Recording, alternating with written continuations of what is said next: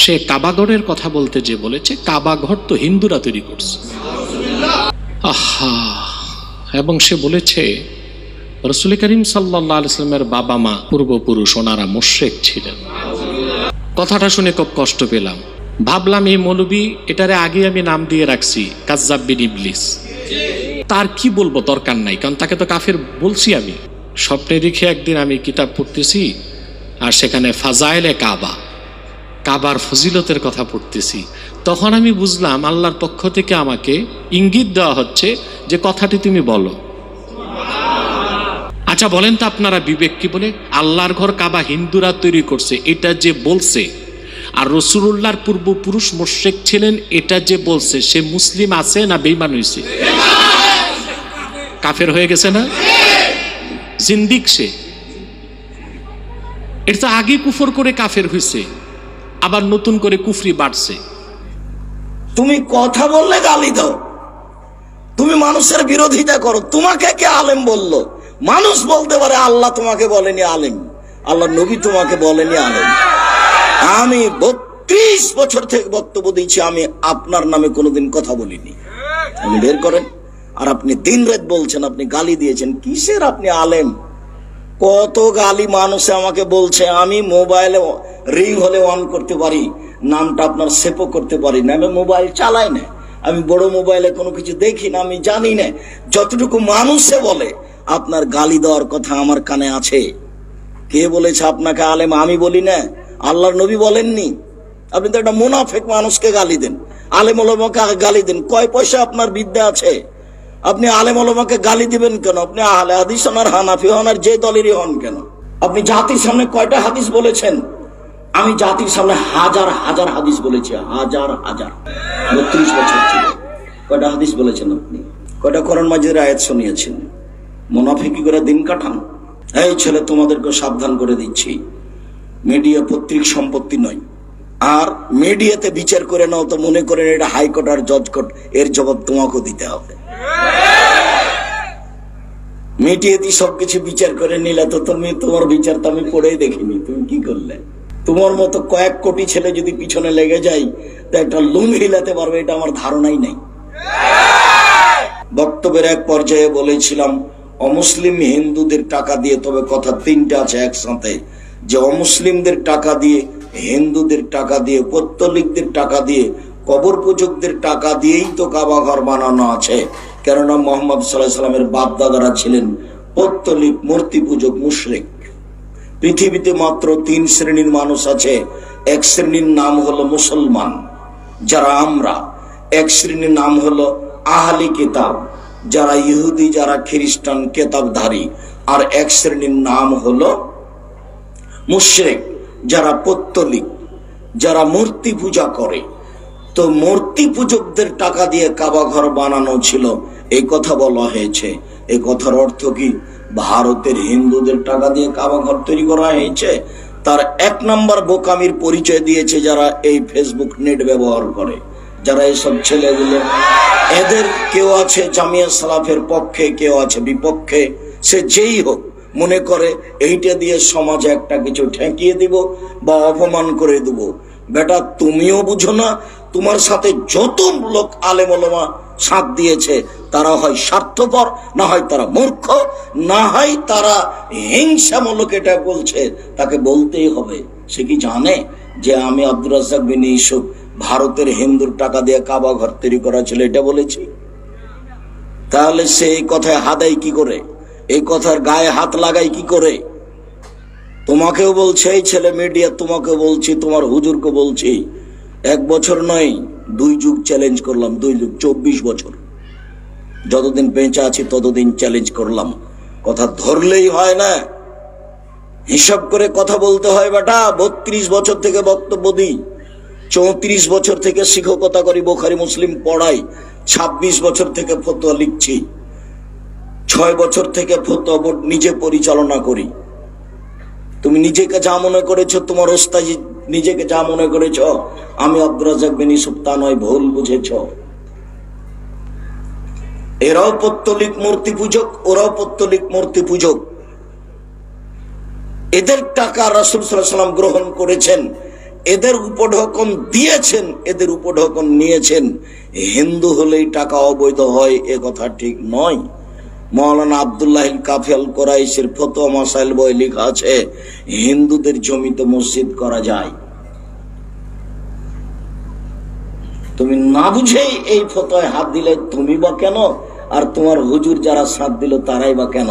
তারা এভাবে বলতে পারতো, হ্যাঁ ঠিক হয়েছে ফতোয়া, হয়তোবা হিন্দু কথাটা বলাতে কেউ ভুল বুঝেছে, তবে তার ভুল বোঝাটাই ভুল হয়েছে বলে সে কথাটা স্পষ্ট করত। সে কি করে এটাকে আবার খাটো করার জন্য চেষ্টা চালাই?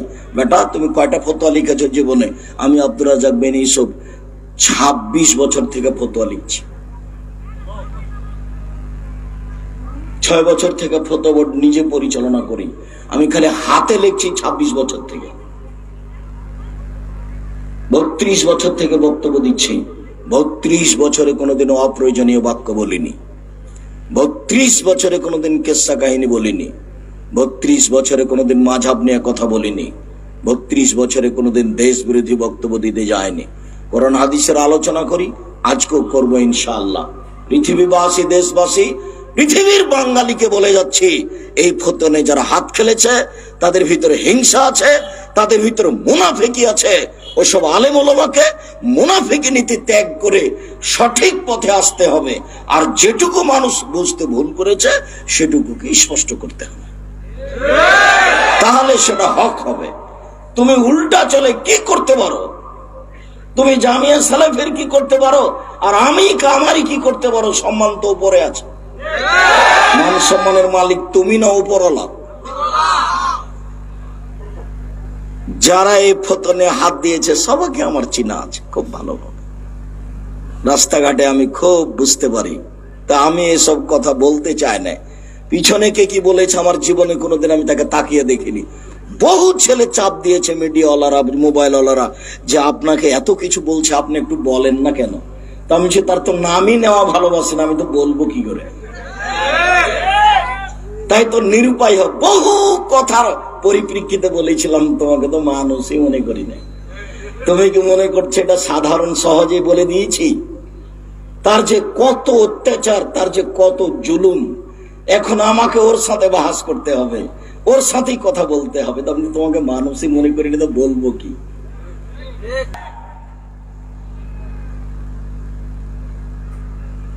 খুব দৃঢ়তার সাথে কাজ করি, খুব দৃঢ়তার সাথে, খুব দৃঢ়তার সাথে। আল্লাহর উপরে আমার অগাধ বিশ্বাস, আলহামদুলিল্লাহ। তোমার বাড়ির পাশে যেটা জামিয়া সালাফিয়া রূপগঞ্জ নারায়ণগঞ্জ ঢাকা, এটা 51 বিঘা জমির উপরে। কত বিঘা জমির উপরে? 51 বিঘা। পুরো ভারত, বাংলাদেশ, পাকিস্তান চ্যালেঞ্জ করলাম, কোথায় বড় প্রতিষ্ঠান আছে 51 বিঘা জমির উপরে? আপনার এই প্রতিষ্ঠানে যেটা মসজিদ আজ থেকে আরম্ভ হয়েছে, সেটা 200 শতক জমির উপরে মসজিদ হবে, যার একতলাতে 10,000 মুসল্লি একসাথে সালাত আদায় করতে পারবে ইনশাআল্লাহ। আর আপনার জামিয়া সালাফিয়া ডাঙ্গিপাড়া 26 বিঘা জমির উপরে, শুধু খালি পুরুষ শাখা, সেখানে একটা মসজিদের 4 তলার কাজ চলছে, যার একতলায় 3,000 মানুষ সালাত আদায় করতে পারবে 90% জমির উপরে। রাজশাহীতে একটা একাডেমিক ভবন, ক্লাসরুম তৈরি হয়েছে, যেখানে 3,000 ছাত্র একসাথে ক্লাস করতে পারবে। 3,000 ছাত্র একসাথে ক্লাস করতে পারবে। আপনি নয় এখানে বসবাস করছেন, নরসিং দিদি 5টা টাকা দেওয়ার প্রয়োজন মনে করেছেন কিনা? আপনি এরকম মনে করলেই কি আর না করলেই কি, আপনি টাকা দিলেই কি আর না দিলেই কি, জামিয়া সালাফে চলবেই চলবে ইনশাআল্লাহ। কিভাবে তৈরি হয় আমি তো নিজেই বুঝি না। 250 জন শিক্ষক শিক্ষিকা কর্মচারী, বেতন লাগে প্রায় 30 লক্ষ। কত লক্ষ বেতন লাগে? 30 লক্ষ। কিভাবে চলে সেটা আমি নিজেই বুঝি না। অতএব এই ছেলে বসো। মুশরিক মূর্তি পূজকদের হাদিয়া গ্রহণের অধ্যায়। রাসূল সাল্লাল্লাহু আলাইহি সাল্লাম নিজেও অমুসলিম মূর্তি পূজকদের হাদিয়া গ্রহণ করেছেন। বুখারী মুসলিম। রাসূল সাল্লাল্লাহু আলাইহি সাল্লাম নিজে একজন মূর্তি পূজক মুশরিক মহিলার মশক থেকে পানি নিয়ে পানি পান করেছেন। একাধিক বুখারী মুসলিমের সহিহ হাদিস দ্বারা বোঝা যায় যে রাসূল সাল্লাল্লাহু আলাইহি ওয়াসাল্লাম অমুসলিমদের অর্থ সম্পদ গ্রহণ করেছেন, অমুসলিমদেরকে অর্থ সম্পদ দিয়েছেন, তাদের বাড়িতে দাওয়াত খেতে গেছেন। উল্লেখ্য যে যখন কাবা ঘর নির্মাণ করা হয়েছিল তখন রাসূল সাল্লাল্লাহু আলাইহি সাল্লামের বাপদাদা আত্মীয় বংশের লোকেরা ছিল মূর্তি পূজক, তারা ছিল পৌত্তলিক, তারা মুসলমান ছিল না। আব্দুল্লাহ ইবনে মাসউদ রাদিয়াল্লাহু তাআলা আনহু বলেন, দাখালা রাসূলুল্লাহ সাল্লাল্লাহু আলাইহি ওয়াসাল্লাম মক্কাতা ওয়া হাওলাহা সালাসামিয়া সিত্তুনা নুসব। যখন আল্লাহর নবী কাবা ঘরে প্রবেশ করলেন তখন কাবা ঘরে ছিল 360টি মূর্তি। রাসূল সাল্লাল্লাহু আলাইহি ওয়াসাল্লামের হাতে একটি লাঠি ছিল, ইয়াতউনু বিহা, তিনি লাঠি দিয়ে ওই মূর্তিগুলিকে ভাঙছিলেন আর মুখে বলছিলেন, জাল হক এসেছে সত্য, অজাহাকাল বাতিল চলে গেছে মিথ্যা, ইন্নাল বাতিলা নিশ্চয় মিথ্যা, কানা জাহুকা চিরদিন মিথ্যা। এই বলে রাসূল সাল্লাল্লাহু আলাইহি ওয়াসাল্লাম কাবা ঘরের সব মূর্তিগুলিকে ভেঙে চৌচির করে দিলেন। মূর্তিগুলি ছিল মুহাম্মদ সাল্লাল্লাহু আলাইহি ওয়াসাল্লামের বাপের, মূর্তিগুলো ছিল মুহাম্মদ সাল্লাল্লাহু আলাইহি ওয়াসাল্লামের পিতার, মূর্তিগুলো ছিল ইব্রাহিম, ইসমাইল, ইসহাকের। ইব্রাহিম আলাইহিস সালাম যে তার পিতা তার বুখারী মুসলিমের হাদিস দ্বারা প্রমাণিত। যখন জিবরাইল আমাদের নবীকে উপরে নিয়ে গেলেন সপ্তম আকাশে, তখন সপ্তম আকাশে ছিলেন ইব্রাহিম আলাইহিস সালাম।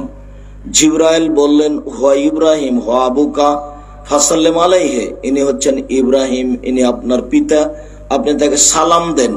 আল্লাহর নবী একটু আগিয়ে গিয়ে বললেন, আসসালামু আলাইকুম আবি, আব্বা আপনাকে সালাম।